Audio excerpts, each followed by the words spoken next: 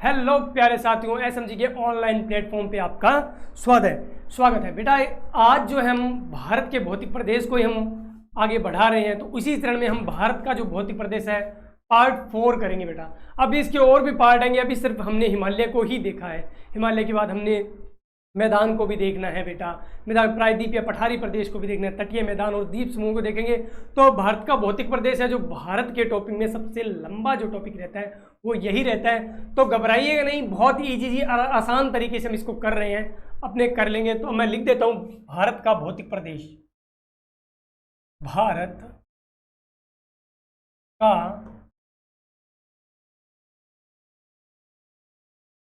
भौतिक प्रदेश।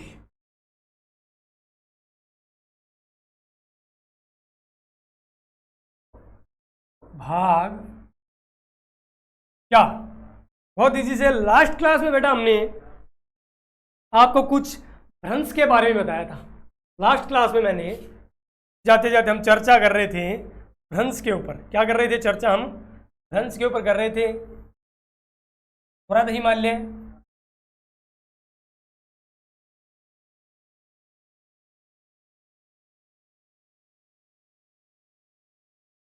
वर्ध हिमालय, फिर था अपना लघु हिमालय,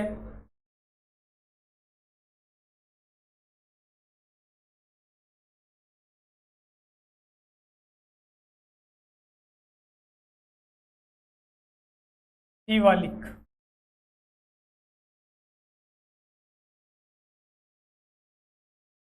शिवालिक हिमालय, और लास्ट हमने सिंधु गंगा मैदान या उत्तर का मैदान, जो भी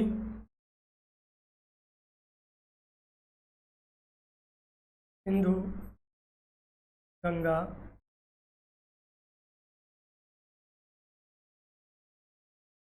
मैदान। एक साइड में हमने जो है किया था सैचर जोन। क्या किया था? सैचर जोन या भ्रंश जो था France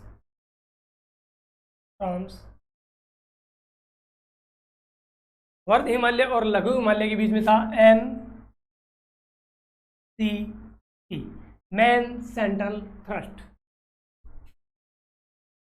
MBT, man boundary thrust, और लास्ट में यहाँ था HFF, हिमालय फ्रंट फोर्ट। तो आपसे पेपर में जब पूछा जाता है मैन सेंट्रल थ्रस्ट जो है वो किन के मध्य है, तो बताओगे वृहद हिमालय और लघु हिमालय के मध्य जो भ्रंश आता है। क्या पढ़ रहे हैं हम? भ्रंश की बात कर रहे हैं। भ्रंश या थ्रस्ट या फोर्ट्स, जो भी आपके इंग्लिश वर्ड में देखिए, थ्रस्ट फोर्ट जो भी नाम आता है। तो वृहद हिमालय और लघु हिमालय के बीच में जो रहता है वो रहता है मैन सेंट्रल थ्रस्ट। कौन सा? Man central thrust. लघु हिमालय और शिवालिक हिमालय के बीच में जो भ्रंश रहता है उसे बोलते हैं मैन बाउंड्री थ्रस्ट। क्या बोलते हैं? Man boundary thrust. कौन से? लघु हिमालय और शिवालिक हिमालय। पूछ ले शिवालिक हिमालय और सिंधु गंगा के मैदान में जो थ्रस्ट रहता है वो कैसा रहता है? Himalaya front fort. कौन सा? हिमालय फ्रंट फोर्ट जो है भ्रंश रहेगा। ठीक है, यहीं पर यदि हिमालय और ट्रांस हिमालय के बीच में पूछ ले, हिमालय और ट्रांस हिमालय के बीच में पूछे तो कौन सा?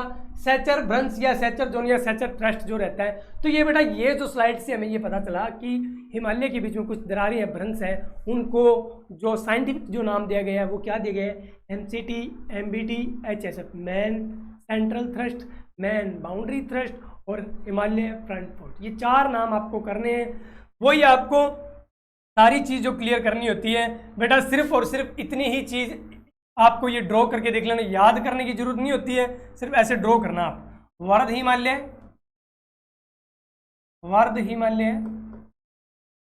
लघु हिमालय और शिवालिक हिमालय,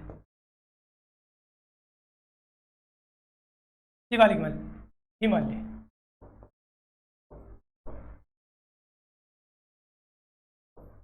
ये इतना ड्रॉ कर लेना बस, ये जो बीच में लाइन है वो डाल लेना। यहाँ पर जो है मैदान का, शिवालिक हिमालय के बाद मैदान या तेज, हम मैदान को पढ़ेंगे तो आपको और क्लियर हो जाएगा। अड़ेंगी यहाँ पर इसकी ऊंचाई पूछे तो 6100 मीटर रहती है, आराम से बता दोगे। ये इसकी ऊंचाई है 3700 से 4500 मीटर रहती है, 900 से 1200 मीटर रहती है। ये एक ही पेज बेटा याद करने का जो सबसे आसान तरीका होता है, आपने याद कर लिया। जितनी भी आपको जो अभी तक कोर्स करवाया या मतलब जितनी भी यूट्यूब पे वीडियोस मिली है, वो हर वीडियो को आपने आपके नोट जो बना रहे हो उनमें आपने हो सकता है आपने नोट 2 3 पेज 4 पेज में बने हुए, पर जब उसको याद करने की बात करो तो अपनी नोटबुक का जो है ओनली हाफ पेज में ही रिवाइज होना चाहिए। ये जो नोटबुक है उसके हाफ पेज में आपको छोटे लिखते जाओ और सारे याद करते जाओ, कंप्लीट होगा। वैसे ही आपको क्या करना है, ये जो वृद्ध हिमालय, लघु हिमालय, शिवालिक हिमालय हमने किया है, इसको भी आपको क्या करना है, ऐसे ही याद करोगे तो आपके बहुत अच्छे से जो है तैयारी हो जाएगी। अब बहुत आसान है बेटा सैनिक स्कूल, नवोदय स्कूल और मिडिल स्कूल में जाने के लिए, वो आप कर लोगे अच्छे से। चलते हैं बेटा, अब हमने बेटा लघु हिमालय, वर्ध हिमालय, ये शिवालिक हिमालय को हमने देख लिया बेटा। नदियों के आधार पर भी क्या, नदियों के आधार पर हिमालय का वर्गीकरण, क्या हिमालय का वर्गीकरण,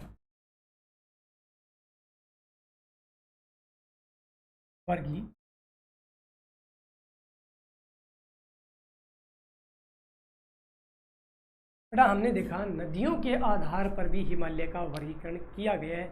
ज़्यादातर वहाँ पर नाम ही पूछे जाते हैं, पर हमें जो बेटा है कुछ भी पूछे, हमें हमारे इस टॉपिक से कुछ चीज़ छोड़नी नहीं है। जो भी चीज़ है हमें क्लियर होनी चाहिए कि हमें क्या पूछा जा रहा है यहाँ पे। तो देखते हैं बेटा,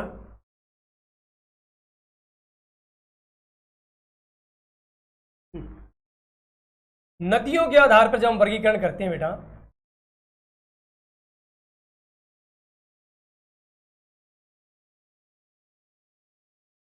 देखिए किस प्रकार होता है। तो आप मेरे को फटाफट बता दो, हमने जो स्टार्ट में जब किया था हिमालय, हमने जब स्टार्ट में हिमालय किया था तो पूर्व में एक नदी जो थी मुख्य हिमालय की सीमा बना रही थी, वो नदी का नाम बता दो बेटा, बस आपका इतना ही काम रहता है। वो नदी कौन सी थी? कमेंट सेक्शन में भी आप नाम लिख सकते हो नदी का, वैसे भी आप लिखना नहीं चाहते तो एक बार बोल दो, अंतरात्मा से मेरे को सुनाई देगा कि आप कौन सी नदी का नाम ले। हाँ एकदम राइट, सभी बच्चे एकदम बढ़िया बता रहे हैं। उस नदी का नाम है ब्रह्मपुत्र नदी। कौन सी नदी बेटा? ब्रह्मपुत्र नदी। चलो जी, ब्रह्मपुत्र नाम दे दिया है तो अपने मान लेते हैं आपकी वो बात को। हाँ, तो जो पूर्व में जो थी नदी, उस नदी को हम दे देते हैं उसका नाम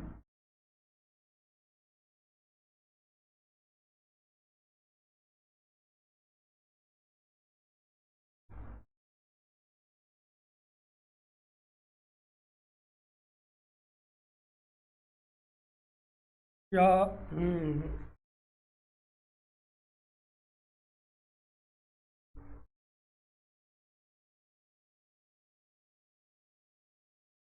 चलो बेटा,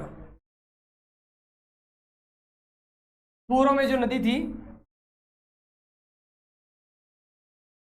उसको हम नाम दे देते हैं ब्रह्मपुत्र नदी। क्या नाम देंगे? ब्रह्मपुत्र नदी। बहुत ही ईजी से कर लेंगे।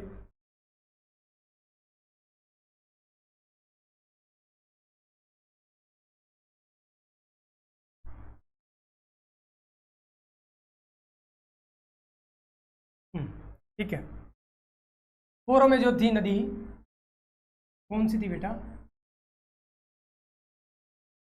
ब्रह्मपुत्र। कौन सी? ब्रह्मपुत्र नदी। जबकि हमने पश्चिम में जो नदी की बात की थी बेटा, वो थी सिंधु नदी। बीच में हम इसको कर लेते हैं, तो इनके मध्य में एक नदी आएगी, उसका नाम आएगा बेटा, मध्य में जो नदी आएगी यहाँ पे, उसका नाम है बेटा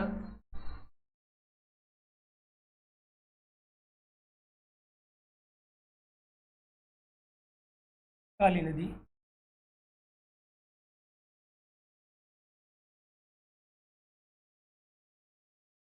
सतलज, और यहाँ पे एक तीस्ता। इन 5 नदियों के माध्यम से, नदियों के आधार पर कितने पार्ट्स कर दिए हमने? 1, 2, 3 और 4। नदियों को हम कितने भागों में बांट सकते हैं बेटा? 4 भागों में बांट सकते हैं। कितने भागों में? 4 भागों में बांट सकते हैं। वो भाग कौन कौन से आएंगे बेटा? देखना, जो सिंधु और सतलज के मध्य का क्षेत्र रहता है उसे बोलते हैं पंजाब हिमालय। कौन सा हिमालय? पंजाब हिमालय। सिंधु और सतलज नदी के मध्य जो हिस्सा रहता है उसे हम बोलते हैं पंजाब हिमालय। ठीक है। सतलज और काली नदी के मध्य जो हिस्सा रहेगा उसे बोलते हैं कुमायूं हिमालय। काली और तीस्ता के मध्य जो भाग रहेगा उसे हम बोलते हैं नेपाल हिमालय। नेपाल हिमालय। कौन सा? नेपाल हिमालय। और तीस्ता और ब्रह्मपुत्र जो दिखाई दे रहा है, तीस्ता और ब्रह्मपुत्र नदी के मध्य जो हिस्सा रहेगा, खंड रहेगा, उसे हम बोलते हैं असम हिमालय। असम हिमालय। तो सबसे पहले देखो, सिडनी बोनार्डो नाम के एक जो भूगोलवेत्ता थे, उन्होंने नदियों के आधार पर हिमालय को कितने भागों में बांटा बेटा? हिमालय को 4 भागों में बांटा। कितने भागों में बांटा? 4 भागों में बांटा। कौन कौन से? पंजाब हिमालय या कश्मीर हिमालय, कुमायूं या उत्तराखंड हिमालय, नेपाल हिमालय और असम हिमालय। सिंधु और सतलज मध्य के मध्य कौन सा हिमालय रहता है? पंजाब हिमालय रहता है। सतलज और काली सिंध के मध्य कौन सा हिमालय रहता है? कुमायूं हिमालय रहता है। नेपाल, ये काली सिंध और तीस्ता के मध्य कौन सा हिमालय रहता है? नेपाल हिमालय रहता है। और तीस्ता और ब्रह्मपुत्र नदी के मध्य कौन सा हिमालय रहता है? तो बहुत ही आसान से बता दोगे सर, असम हिमालय रहता है। बात कर ले बेटा हिमालय का सबसे लंबा खंड, जो हिमालय का जो सबसे लंबा खंड है वो रहता है नेपाल हिमालय। 810 किलोमीटर जो लंबा है। कौन सा है? नेपाल हिमालय जो है 810 किलोमीटर लंबा खंड रहता है। नेपाल हिमालय की हम बाद में बात करें तो दूसरा जो सबसे लंबा खंड रहता है लगभग 720 किलोमीटर के करीब करीब असम हिमालय रहता है। असम के बाद जो है 570 किलोमीटर के जो हमारा है ये पंजाब हिमालय रहता है। और लास्ट में कुमायूं हिमालय की लंबाई रहती है कितनी? लगभग 320 किलोमीटर नेपाल, ये कुमायूं हिमालय की। तो नदियों का आधार पर जो सबसे लंबा खंड रहता है वो नेपाल हिमालय रहता है। कौन सा रहता है बेटा? नेपाल हिमालय नदियों के आधार पर सबसे लंबा खंड रहता है। कोई दिक्कत वाली बात नहीं है। सबसे लंबा खंड और सबसे ऊंचा खंड भी यही है, क्योंकि नेपाल हिमालय, हमने बात की थी विश्व की सबसे ऊंची जो पर्वत चोटी है माउंट एवरेस्ट, वो यहीं पर स्थित है। यहाँ पर मतलब नेपाल हिमालय में स्थित है। हम कश्मीर हिमालय, ये पंजाब हिमालय की बात करते हैं। पंजाब हिमालय को बेटा उपनाम से जानता है, कश्मीर हिमालय भी बोल देते हैं। इसको क्या बोल देते हैं? कश्मीर हिमालय। कश्मीर हिमालय भी बोला जाता है। बेटा कश्मीर हिमालय के बारे में हमने बात कर ली थी, जो यहाँ पे दर्रे वगैरह हैं, पर्वत चोटियाँ, वो बात हमने कर चुके हैं। यहाँ पर मुख्य रूप से बात देखें तो केसर व बादाम की खेती। केसर व बादाम, सर्दियों में जो आप केसर और बादाम खाते हो या गर्मियों में केसर बादाम का जो शेक पीते हो, जूस पीते हो, तो केसर वो बादाम जो कहाँ पर होती है? पंजाब या कश्मीर हिमालय में किसकी खेती होती है? केसर और बादाम की खेती होती है।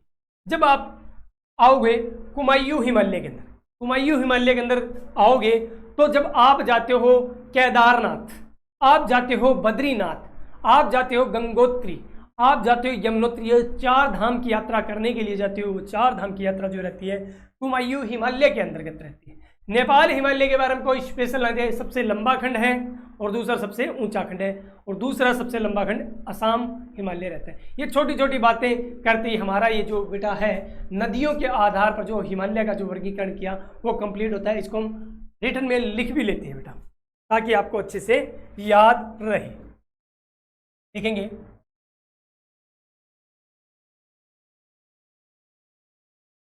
लिखेंगे नदियों के आधार पर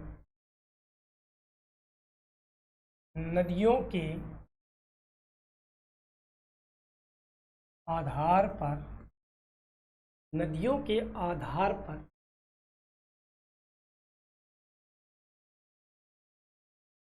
हिमालय का वर्गीकरण, हिमालय का वर्गीकरण कितने भागों में बांटा है?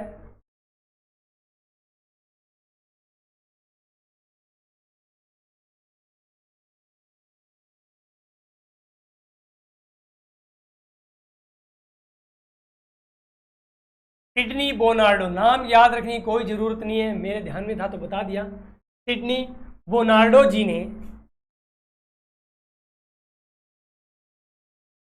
4 भागों में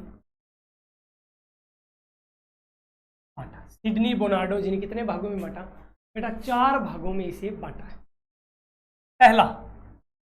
पहले खंड की हम बात करें, उसे बोलते हैं पंजाब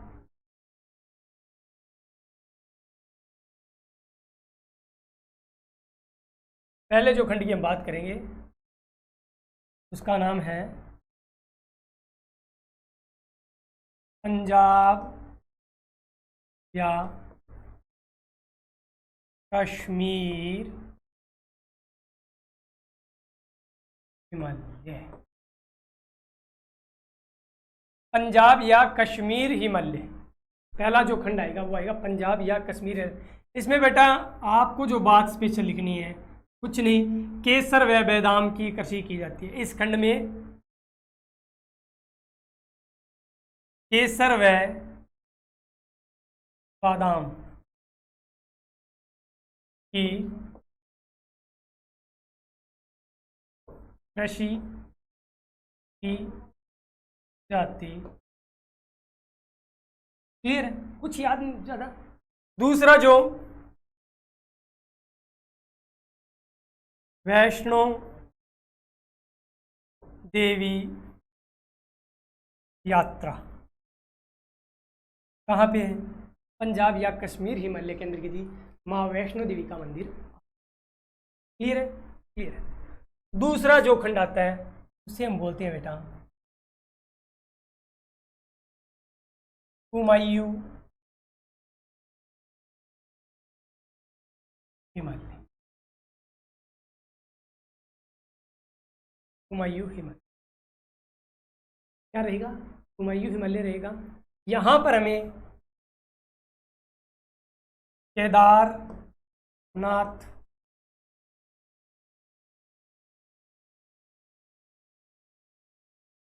बद्रीनाथ, गंगोत्री,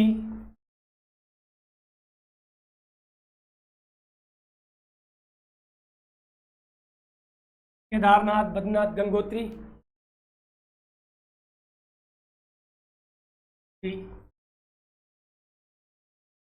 4 धाम यात्रा। फिर नंबर 3 पे नेपाल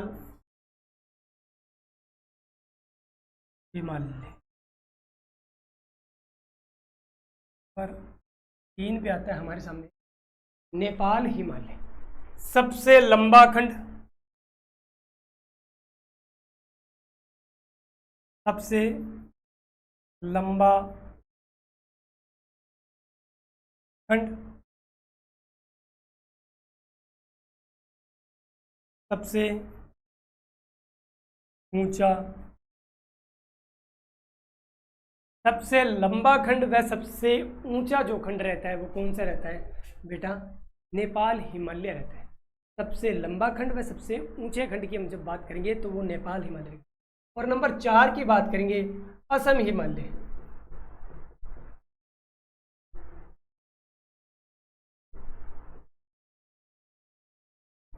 असम हिमालय की बात करेंगे, इसमें कोई विशेष बात नहीं है, जैसे दूसरा सबसे लंबा खंड है ये। दूसरा सबसे लंबा, दूसरा सबसे लंबा खंड कौन सा रहता है? ये असम हिमालय की बात करें। ओके, डन है, कोई दिक्कत वाली बात नहीं है। हमने देख लिया है सबसे लंबा खंड, सबसे ऊंचा खंड, ये देख लिया। तो यहाँ पर हमारे जो है बेटा क्या कंप्लीट होता है? नदियों के आधार पर। एक बात जो आपको ये डायग्राम से लिखनी है, मैंने यहाँ पे लिखवाई नहीं, ये जो नदी है पूछ लेते हैं सिंधु व सतलज नदी के मध्य। हाँ, एक पर्सन बना के देख लेते हैं बेटा, पर्सन से देखेंगे।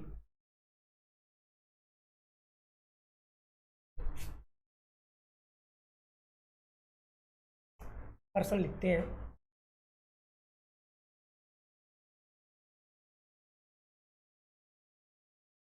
सिंधु व सतलज नदी के मध्य हिमालय का कौन सा खंड आता है?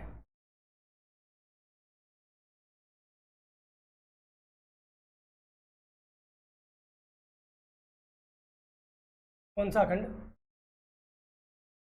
आता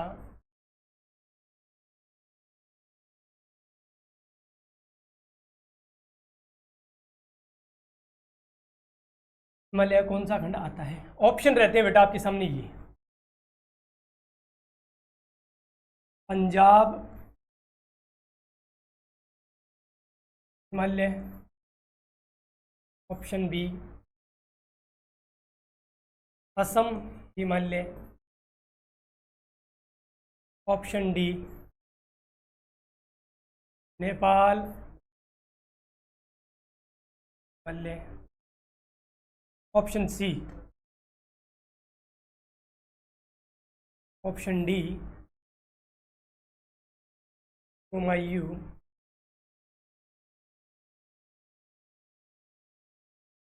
ऑप्शन डी कौन सा? कुमायूं हिमालय। तो अब आप वापस से स्लाइड पे आएंगे, डायग्राम पे। तो सिंधु और सतलज का पूछा गया, तो सिंधु और सतलज के मध्य कौन सा है बेटा? पंजाब हिमालय रहता है हमारा। तो इसको हम सिंधु व सतलज के मध्य कौन सा है? पंजाब हिमालय, इसको हम राइट कर सकते हैं। ऐसे डायग्राम में, वो डायग्राम जो है आपके लिए बहुत इंपॉर्टेंट रहता है। इसकी लाइन जो है याद रहे ना रहे, मैंने जो डिटेल लिखाई है ये याद रहे ना रहे, पर इसकी जो 2-3 बातें हैं ये डायग्राम से ही आपको क्लियर हो जानी चाहिए। ये डायग्राम आपको पहले लिखने से पहले ये डायग्राम तैयार करना है, और इसमें जो पार्ट 5 नदियों में 1 2 3 4 5 जो मैंने नदियों के नाम दिए, सिंधु, सतलज, काली सिंध, तीस्ता, ब्रह्मपुत्र, इनको डायग्राम में दिखा करके, और बीच में सिंधु और सतलज के मध्य पंजाब हिमालय, सतलज व काली नदी के मध्य जो कुमायूं हिमालय, काली और तीस्ता के मध्य नेपाल हिमालय, और तीस्ता व ब्रह्मपुत्र के मध्य असम हिमालय। इस प्रकार इस खंड को आपको दर्शाना है। देखिए एक प्रश्न और देखते हैं।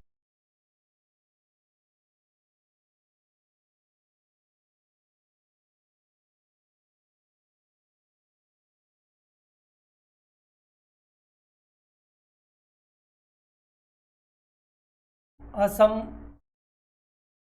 हिमालय की पूर्वी व पश्चिमी सीमा कौन सी नदियों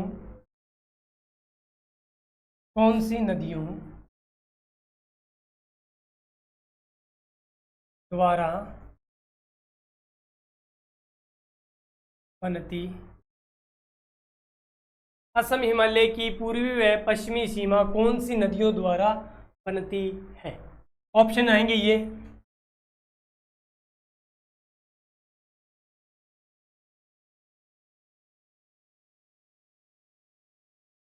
सिंधु व सतलज, ऑप्शन बी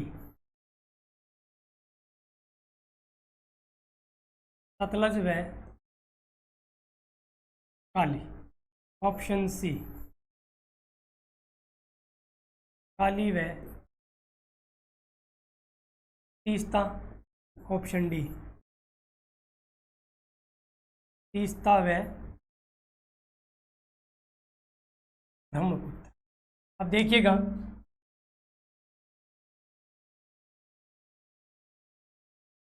असम हिमालय की पूर्वी व पश्चिमी सीमा कौन सी नदियों के द्वारा बनाती है? तो पूर्वी सीमा तो बनाता है ब्रह्मपुत्र और पश्चिमी सीमा बनाती है तीस्ता। तो हमारे ऑप्शन में ये ऑप्शन बना है कि बेटा देखना,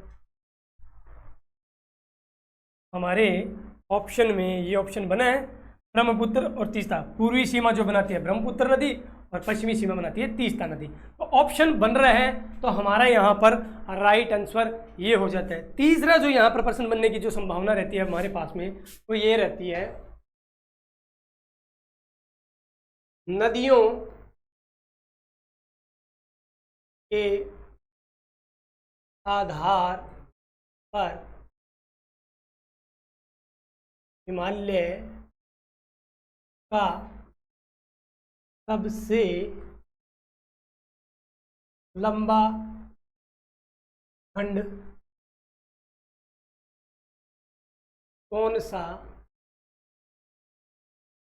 पूछा नदियों के आधार पर हिमालय का सबसे लंबा खंड कौन सा है। नदियों के आधार पर हिमालय के सबसे लंबे खंड की बात करेंगे तो हमारे सामने ऑप्शन आती है बेटा।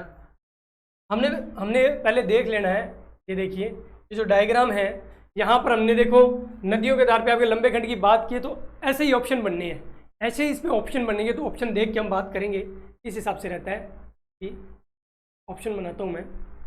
ऑप्शन ए कश्मीर हिमालय रहता है, कश्मीर हिमालय। ऑप्शन बी की बात करें, ऑप्शन बी की बात करें, ऑप्शन बी में दे देता हूं मैं असम हिमालय।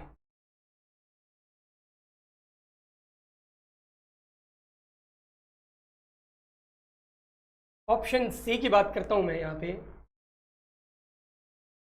ऑप्शन सी की बात करें यहाँ पर नेपाल हिमालय, और ऑप्शन डी रहता है कुमायूं हिमालय।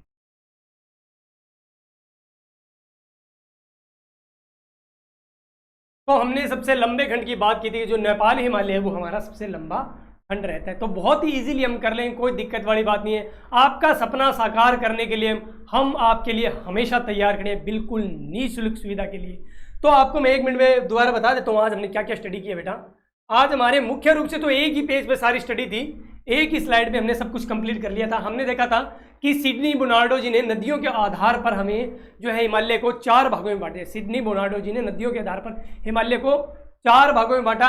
वो 5 नदियां थी, जैसे सिंधु नदी, सतलज, काली सिंध, ये काली नदी, तीस्ता और ब्रह्मपुत्र। इन नदियों ने सिंधु और सतलज के मध्य जो हिमालय का हिस्सा था, उसे पंजाब या कश्मीर हिमालय हम बोलते थे। यहाँ पर केसर व बादाम की खेती की जाती है। बादाम और केसर हमारी बुद्धि के लिए बहुत ही गुणकारी होते हैं, तो उनका उपयोग कीजिएगा, आपकी जो बुद्धि है बहुत तेज चलने लग जाएगी। हमने बात की थी कुमायूं हिमालय की, तो कुमायूं हिमालय जो है सतलज और काली नदी के मध्य था। यहाँ पर आपको क्या मिलेंगे, केदारनाथ, बद्रीनाथ, गंगोत्री और यमुनोत्री जो 4 धाम की यात्रा करने के लिए जाते हैं, तो वो कुमायूं हिमालय के अंदर सैर करके आते हैं, घुमाई करके आते हैं। बात करते हैं नेपाल हिमालय की, तो हमने बात की थी यहाँ पे एक ही लाइन में हिमालय, ये नदियों के आधार पर सबसे जो लंबा जो खंड रहेगा वो कौन सा रहेगा, नेपाल हिमालय। और सबसे ऊंचा खंड भी यही है, क्योंकि माउंट एवरेस्ट विश्व की सबसे ऊंची पर्वत चोटी 8,848 मीटर कहाँ पे है, नेपाल हिमालय में रहती है। उसके बाद हमने बात की थी तीस्ता की, तीस्ता व ब्रह्मपुत्र के मध्य कौन सा रहता है, हिमालय का दूसरा सबसे लंबा खंड असम हिमालय। इस आधार पर हमने सारी डिटेल लिख ली थी। बादाम की कृषि की जाती है यहाँ पर, 4 धाम की यात्रा, सबसे लंबा खंड, दूसरा सबसे लंबा खंड। फिर हमने 2-3 एग्जाम्पल के तौर पे हमने प्रश्न भी देखे थे। इस माध्यम से आज के हमने स्लाइड में जो काम किया है वो हमने नदियों के आधार पर हमने वर्गीकरण किया। नेक्स्ट क्लास में जो भी है उत्तरी पश्चिमी हिमालय की कुछ बातें रहती हैं, उत्तरी पूर्वी हिमालय की कुछ बातें रहती है, और ट्रांस हिमालय की बातें कंप्लीट करके हम क्या करेंगे बेटा, हम जो है हमारा भौतिक प्रदेश में हिमालय को कंप्लीट कर लेंगे। बोलोगे सर अभी सिर्फ हिमालय ही कंप्लीट हुआ है? बेटा भौतिक प्रदेश जो है भारत के भूगोल का सबसे लंबा टॉपिक रहता है, जो 7 से 8-10 क्लास तक ले लेता है। तो कोई दिक्कत वाली बात नहीं, 30-30 मिनट के अंदर आप बढ़िया नोट्स बनाइए, बढ़िया तैयारी कीजिए। मैं आपके लिए हर समय बिल्कुल फ्री में तैयार रहता हूँ। जय हिंद, जय भारत। मिलते हैं नई क्लास में नए टॉपिक के साथ। Okay, tata, bye bye.